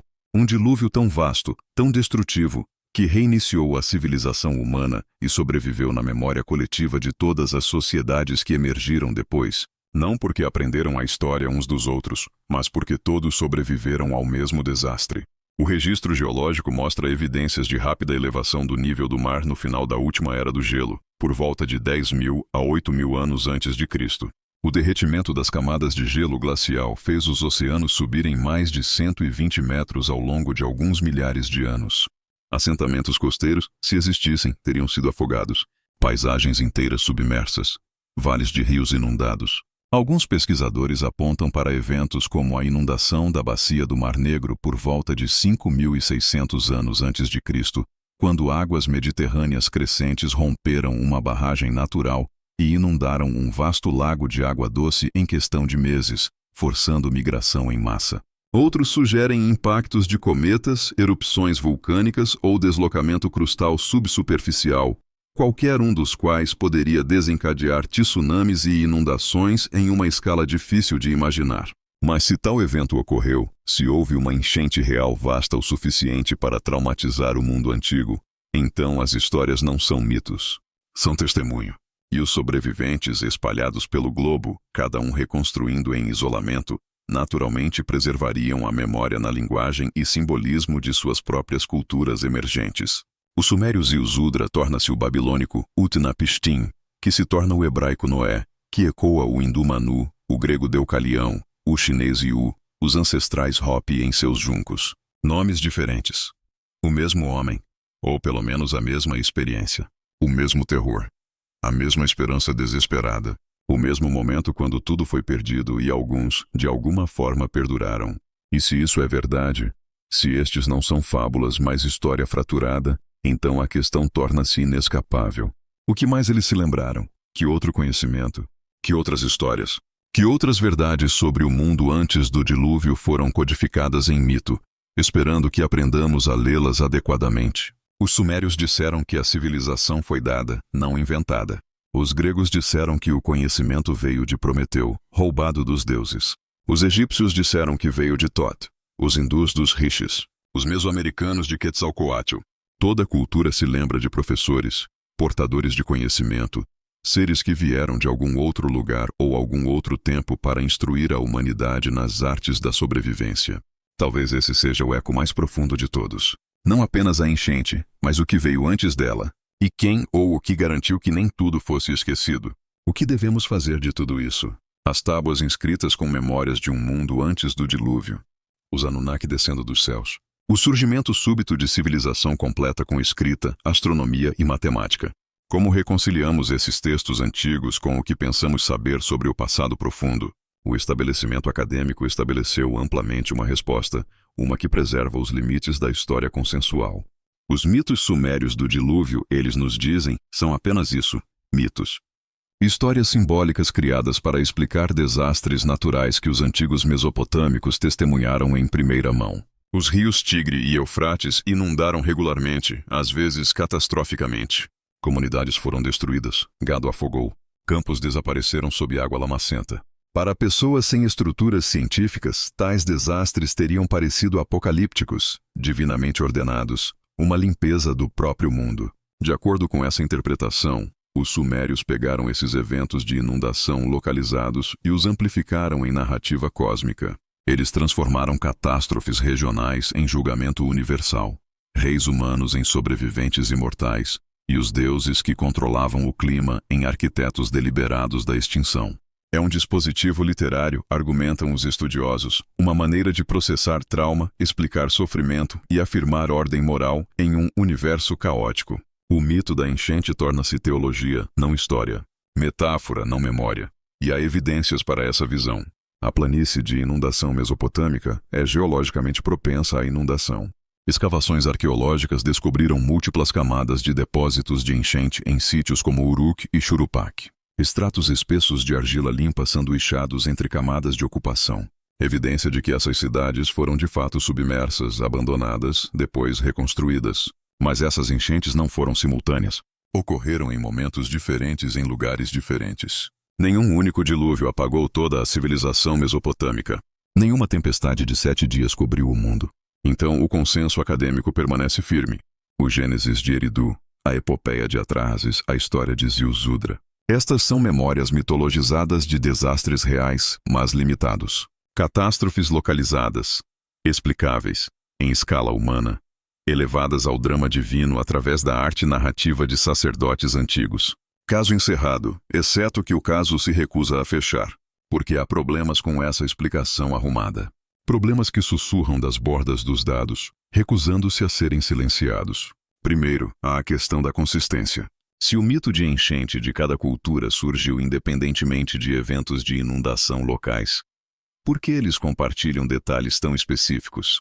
O aviso dos deuses, o comando para construir um navio, a preservação de animais, o envio de pássaros para testar por terra seca, o pouso em um topo de montanha. Essas batidas narrativas aparecem não apenas na Mesopotâmia, mas em todo o mundo, da Grécia à Índia, da China às Américas. Mitos de enchente que descrevem não transbordamento sazonal de rio, mas cataclismo mundial. Águas que cobriam montanhas, águas que duravam meses, águas que apagavam civilizações anteriores inteiramente. Como explicamos as lendas incas de Viracocha, que emergiu do lago Titicaca após uma grande enchente destruir o mundo? Ou as tradições Hopi de múltiplos mundos destruídos pela água, com apenas alguns sobreviventes ascendendo ao próximo? Ou as histórias aborígenes australianas de um tempo quando o mar subiu e engoliu as terras costeiras, forçando os ancestrais a fugir para terreno mais alto? Estas não são vales de rio propensos a inundações sazonais. São culturas separadas por oceanos, por milhares de quilômetros, por isolamento linguístico e genético. E ainda assim todas se lembram da mesma coisa. Água subindo, consumindo, quase terminando tudo. Coincidência? Psicologia arquetípica emergindo do subconsciente humano, talvez. Ou talvez eles se lembrem porque algo aconteceu. Algo mais antigo e maior que enchentes localizadas na antiga Mesopotâmia. Entre a hipótese do impacto do Younger Dryas, uma teoria que se senta desconfortavelmente na fronteira entre ciência mainstream e especulação controversa, mas uma que se recusa a ir embora. Por volta de 12.800 anos atrás, a Terra estava emergindo da última era do gelo. Geleiras que haviam coberto grande parte da América do Norte e Europa estavam recuando. O clima estava aquecendo. A humanidade estava transitando da caça nômade para os primeiros experimentos com agricultura. E então, de repente, tudo se reverteu. As temperaturas despencaram. As geleiras pararam de derreter ou, em algumas regiões, começaram a avançar novamente. Este período frio, conhecido como período Younger Dryas, durou cerca de 1.200 anos antes que as temperaturas abruptamente aquecessem novamente e a Era do Gelo finalmente terminasse. Por décadas, cientistas atribuíram o Younger Dryas a mudanças na circulação oceânica, mudanças na corrente do Golfo, variabilidade climática natural. Mas nos últimos anos, uma explicação mais dramática emergiu. E se a reversão de temperatura foi desencadeada por um impacto cósmico? Um cometa ou asteroide fragmentando-se na atmosfera da Terra, explodindo sobre a camada de gelo norte-americana com a força de milhões de armas nucleares. A evidência é fragmentária, mas convincente. Uma camada de sedimento datada de aproximadamente 10.800 anos antes de Cristo, bem no início do Younger Dryas, contém materiais incomuns. Nanodiamantes formados apenas sob pressão extrema. Microesferulas de rocha derretida. Carvão indicando incêndios massivos. Irídio, Um elemento raro na Terra, mas comum em asteroides. E talvez mais revelador, uma camada de tapete preto encontrada em dezenas de sítios arqueológicos na América do Norte. Um depósito rico em carbono que sugere queima generalizada. Se a hipótese do impacto estiver correta, as consequências teriam sido inimagináveis. As explosões teriam instantaneamente derretido porções da camada de gelo, liberando enchentes catastróficas. Tsunamis de centenas de metros de altura. Rios de água de degelo esculpindo paisagens em horas que deveriam ter levado milênios. A Bacia dos Grandes Lagos, as Scablands de Washington, o Canal da Mancha, todos possivelmente esculpidos ou expandidos por dilúvios súbitos e violentos desencadeados pelos impactos. E então os incêndios. Detritos da explosão chovendo como ejetores superaquecidos, incendiando florestas através de continentes. Fumaça e cinzas enchendo a atmosfera, bloqueando a luz do sol, desencadeando o período frio que duraria mais de 1 milênio. Megafauna, os grandes mamíferos do Pleistoceno, mamutes, tigres dentes de sabre, preguiças gigantes, foram extintos dentro de uma janela geologicamente instantânea. Não lentamente, não gradualmente, mas de repente, como se algo catastrófico os tivesse removido do mundo de uma só vez. Populações humanas teriam sido devastadas. A cultura Clovis da América do Norte, uma vez generalizada, desaparece do registro arqueológico bem no limite do Younger Dryas. Não declinando gradualmente, mas desaparecendo. Na Europa, as populações se contraíram. Sítios foram abandonados. E evidências genéticas sugerem um gargalo populacional, uma redução acentuada no número de humanos. Poderia este ser o dilúvio? Não uma metáfora, não um mito, mas uma memória. Um cataclismo real que alterou o mundo, que quase apagou a humanidade, preservado nas tradições orais de sobreviventes que se espalharam para costas distantes e reconstruíram das ruínas. A hipótese permanece controversa. Alguns geólogos contestam as evidências de impacto, argumentando que os materiais podem ser explicados por processos terrestres. Mas outros pesquisadores continuam a encontrar dados de apoio. Crateras de impacto potencialmente datando deste período. Evidências genéticas de gargalos populacionais em múltiplas espécies. Sítios arqueológicos mostrando abandono súbito. E sempre os mitos de enchente. Centenas deles através de todos os continentes habitados. Todos descrevendo o mesmo evento. Se o impacto do Younger Dryas ocorreu, se desencadeou enchentes que remodelaram linhas costeiras e afogaram regiões inteiras, então devemos fazer uma pergunta mais inquietante. O que foi perdido? Que tipo de civilização existia antes de as águas subirem? A arqueologia mainstream há muito assumiu um modelo linear de progresso humano. Caçadores-coletores, depois agricultores simples, depois aldeias, depois cidades, depois escrita, depois estados complexos. Uma escada ascendendo da simplicidade à sofisticação. E por este modelo, 12.800 anos atrás, a humanidade estava apenas começando. Pequenos bandos de caçadores rastreando caça, sem agricultura, sem assentamentos permanentes, sem tecnologia além de ferramentas de pedra e roupas de couro. Certamente nenhuma civilização que pudesse ser descrita como avançada. Mas a suposição de progresso linear é apenas isso, uma suposição. E é uma suposição cada vez mais desafiada por evidências anômalas. Göbekli Tepe na Turquia, datado de aproximadamente 9.600 anos antes de Cristo, logo após o fim do Younger Dryas. Pilares de pedra maciços, alguns pesando mais de 10 toneladas, esculpidos com relevos intrincados de animais, dispostos em complexos circulares que sugerem alinhamento astronômico. Isto não é o trabalho de caçadores-coletores primitivos tropeçando na vida sedentária. Esta é arquitetura monumental exigindo organização, planejamento, trabalho especializado e conhecimento. Conhecimento de geometria, astronomia e engenharia. E foi construído por pessoas que supostamente ainda não haviam inventado a agricultura. Ou tinham. Análises recentes de resíduos em Göbekli Tepe sugerem que as pessoas que o construíram estavam fabricando cerveja, processando grãos, envolvendo-se em banquetes rituais. Talvez a agricultura não tenha sido lentamente inventada através de tentativa e erro. Talvez tenha sido lembrada, recuperada de um tempo antes das enchentes quando tal conhecimento já estava estabelecido. E Göbekli Tepe não está sozinho. Em todo o mundo, sítios datados do período imediatamente pós-Younger Dryas mostram sofisticação surpreendente. Çatalhöyük na Anatólia, Jericó no Levante. Assentamentos antigos que aparecem de repente, já organizados, já construindo em pedra, já praticando irrigação, como se o conhecimento da civilização não tivesse sido gradualmente desenvolvido, mas rapidamente implantado por pessoas que se lembravam de como era feito. Poderia ter havido uma cultura avançada antes do Younger Dryas. Uma civilização que dominou agricultura, astronomia, talvez até navegação marítima e arquitetura monumental. Uma cultura que foi amplamente destruída pelo cataclismo, com apenas sobreviventes dispersos carregando fragmentos de seu conhecimento para o mundo pós-dilúvio. É aqui que a discussão torna-se verdadeiramente controversa. Porque uma vez que abrimos a porta para a civilização pré-dilúvio, devemos confrontar as interpretações mais extremas. As teorias que a academia mainstream descarta, às vezes com desdém, mas que se recusam a desaparecer da imaginação popular.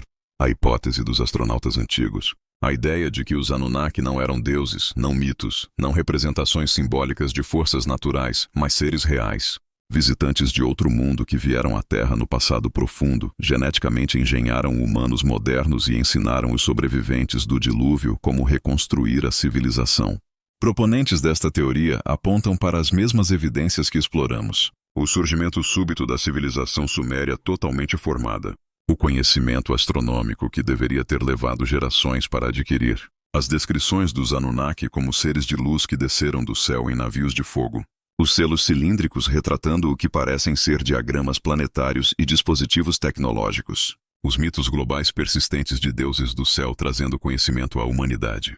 Eles perguntam, por que os sumérios descreveriam seus deuses como vindo dos céus se fosse puramente simbólico?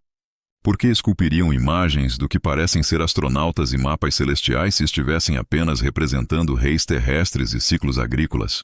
Por que registrariam meticulosamente órbitas planetárias com uma precisão que sugere instrumentos avançados ou informações fornecidas por alguém que havia visto o sistema solar de cima?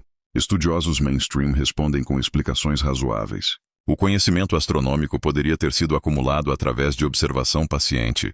As descrições de descida do céu poderiam ser metáfora mitológica. As imagens de aparência tecnológica poderiam ser mal interpretadas por olhos modernos treinados para ver maquinário em símbolos abstratos. E a consistência dos mitos de enchente através das culturas poderia refletir respostas independentes a experiências humanas universais de desastre natural. Estes são argumentos racionais fundamentados em parcimônia, na navalha de Ockham, no princípio de que devemos preferir explicações mais simples sobre extraordinárias. E eles mantêm influência em instituições acadêmicas por boas razões. Evidências de visitação extraterrestre permanecem circunstanciais na melhor das hipóteses.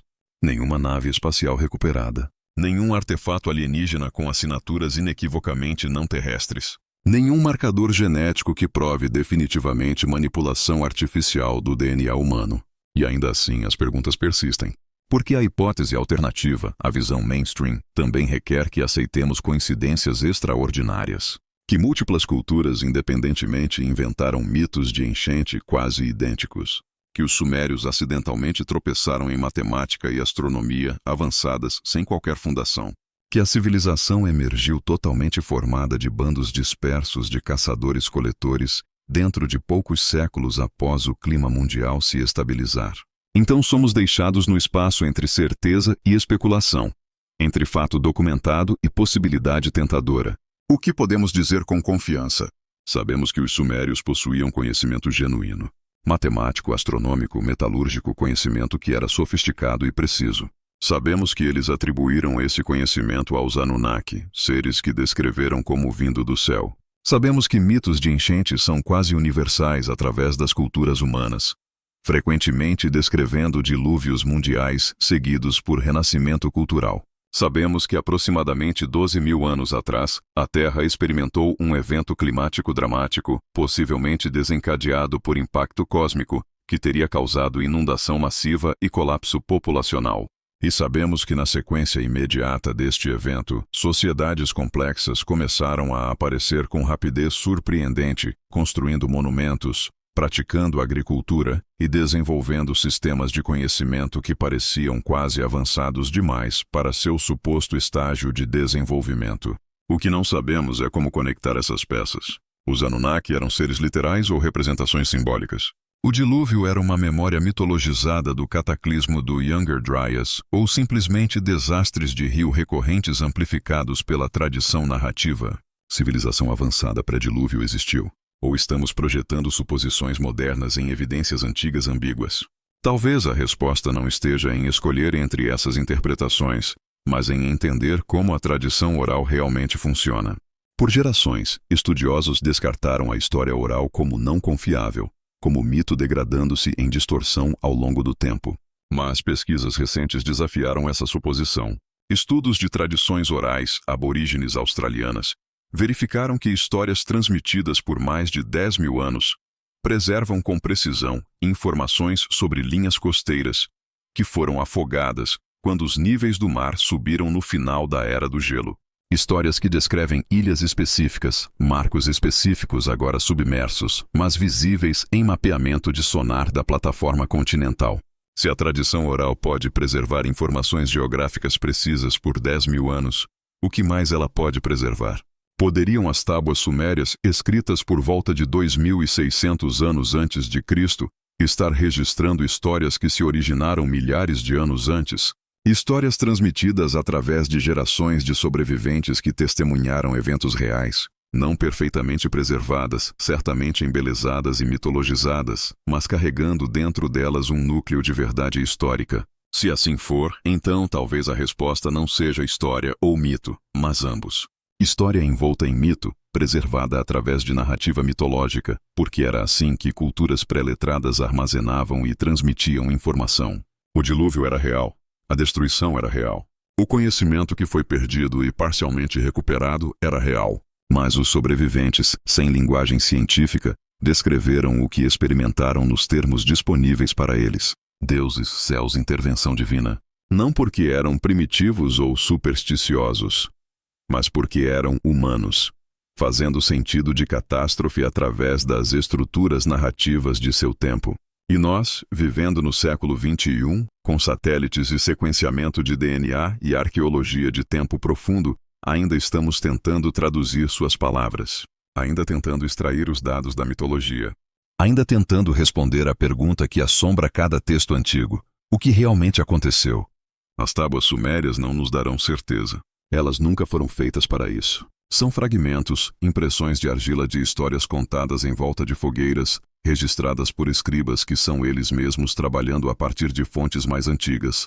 Mas elas nos oferecem algo talvez mais valioso que certeza. Elas nos oferecem o desafio, o convite para olhar mais profundamente em nosso passado, para questionar nossas suposições sobre a história humana, para permanecer abertos à possibilidade de que esquecemos mais do que lembramos. Porque sejam os Anunnaki deuses, ancestrais, sobreviventes de uma civilização perdida ou algo completamente diferente, o conhecimento que eles deixaram para trás era real. A astronomia era precisa. A matemática era precisa. As descrições de inundação catastrófica se alinham com evidências geológicas de real convulsão climática. E a memória de um mundo antes, um tempo quando o conhecimento era inteiro e a civilização foi dada, em vez de gradualmente inventada. Essa memória persiste. Não como fato provado, não como fantasia descartada, mas como algo intermediário.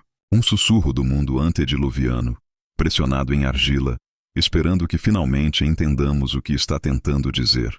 E talvez seja por isso que esses textos continuam a nos fascinar. Porque em uma era de ciência e ceticismo, ainda retornamos ao Gênesis de Eridu, ainda examinamos traduções da epopeia de Atrahasis, ainda debatemos a natureza dos Anunnaki. Porque eles desafiam a história que contamos a nós mesmos sobre a história humana. A narrativa arrumada de progresso linear, de civilização construindo lentamente a partir do nada. Eles sugerem, em vez disso, que a história é cíclica, que o conhecimento pode ser perdido, que podemos não estar subindo em direção à iluminação, mas nos recuperando de catástrofe, que nossos ancestrais podem ter sabido coisas que estamos apenas agora lembrando. E se isso é verdade, se as tábuas preservam mesmo um fragmento de memória pré-dilúvio genuína, então a pergunta torna-se urgente. O que mais esquecemos? Que outro conhecimento foi perdido quando as águas subiram? E o que ainda podemos recuperar se estivermos dispostos a ouvir as vozes falando conosco da lama? E então retornamos à questão que abriu esta jornada. E se os textos sumérios estiverem nos contando o que realmente aconteceu antes do dilúvio? Não mito, não metáfora, mas memória. Distorcida talvez, fragmentada certamente, mas memória mesmo assim. Caminhamos através de suas tábuas, traçamos suas listas de reis, examinamos sua precisão astronômica, sua sofisticação matemática, sua metalurgia inexplicável. Ficamos nas ruínas de cidades enterradas sob sedimento de enchente.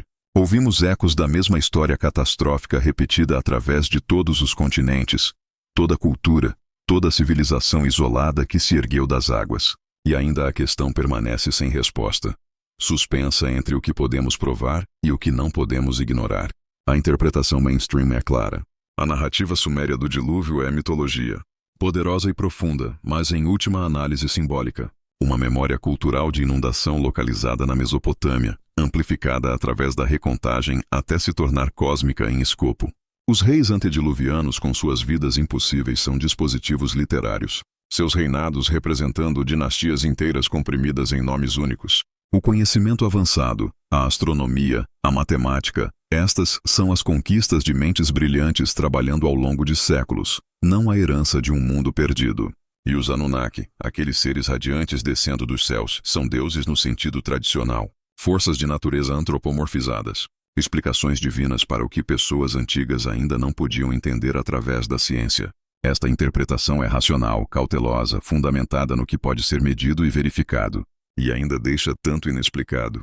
Por que o sumério não tem ancestrais linguísticos? Por que seus registros astronômicos contêm observações multigeracionais que aparecem completas desde o início? Por que selos cilíndricos retratam tecnologia que parece deslocada no tempo? Por que a mesma história de dilúvio, a mesma narrativa de punição divina, sobrevivência humana e renascimento mundial aparece em culturas que supostamente não tinham contato? Talvez sejam coincidências. Talvez a psicologia humana simplesmente gere mitos similares independentemente. Ou talvez haja algo mais antigo em ação. Uma herança compartilhada. Uma memória coletiva de um evento tão catastrófico que reescreveu a história humana inteiramente. A evidência arqueológica é tentadora, mas inconclusiva. Temos camadas de enchente, temos ruínas submersas, temos artefatos fora do lugar e sistemas de conhecimento que aparecem refinados demais para seu contexto. Mas não temos prova de uma civilização pré-dilúvio. Ainda não. O que temos em vez disso são anomalias, inconsistências, fragmentos que se recusam a se encaixar ordenadamente na linha do tempo aceita. E esses fragmentos fazem perguntas desconfortáveis. Perguntas sobre o que assumimos, o que ignoramos e o que podemos estar perdendo porque estamos olhando nos lugares errados ou perguntando com a estrutura errada. Os próprios sumérios parecem ter entendido essa tensão. Eles não alegaram ser os primeiros. Eles alegaram ser os herdeiros. Os escribas encarregados de preservar o que havia sido dado, o que havia sobrevivido. Suas tábuas leem não como o trabalho de inventores, mas de arquivistas, registrando cuidadosamente conhecimento que não compreendiam totalmente, mas sabiam que não deveria ser perdido novamente. Talvez essa seja a mensagem real codificada em seus mitos de dilúvio. Não que deuses uma vez caminharam na Terra, mas que a civilização é frágil, que o conhecimento pode ser afogado, que tudo o que a humanidade constrói pode ser apagado em uma única geração se falharmos em lembrar, falharmos em preservar, falharmos em transmitir. Seja o mundo antediluviano uma civilização avançada literal, uma era dourada mítica ou algo mais estranho ainda, os textos sumérios nos forçam a confrontar uma possibilidade inquietante, que nossos ancestrais não eram primitivos, que seu conhecimento não era acidental.